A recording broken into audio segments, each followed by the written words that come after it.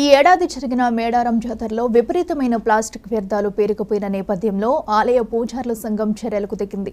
మేడారంలో ప్లాస్టిక్ కవర్లు, గ్లాసులను వినియోగించవద్దని నిర్ణయిస్తూ దుకాణాల యజమానులకు సూచించింది. భూమిలో సులభంగా కరిగిపోయే బయోడిగ్రేడబుల్ సంచులను వాడాలని తెలిపింది. వ్యాపారులు ప్లాస్టిక్ వినియోగిస్తే కఠిన చర్యలు తీసుకుంటామని హెచ్చరించింది.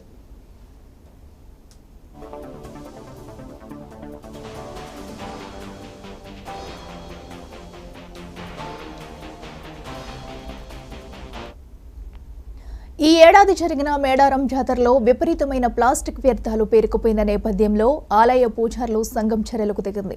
మేడారంలో ప్లాస్టిక్ కవర్లు, గ్లాసులను వినియోగించవద్దని నిర్ణయిస్తూ దుకాణాల యజమానులకు సూచించింది. భూమిలో సులభంగా కరిగిపోయే బయోడిగ్రేడబుల్ సంచులను వాడాలని తెలిపింది. వ్యాపారులు ప్లాస్టిక్ వినియోగిస్తే కఠిన చర్యలు తీసుకుంటామని హెచ్చరించింది.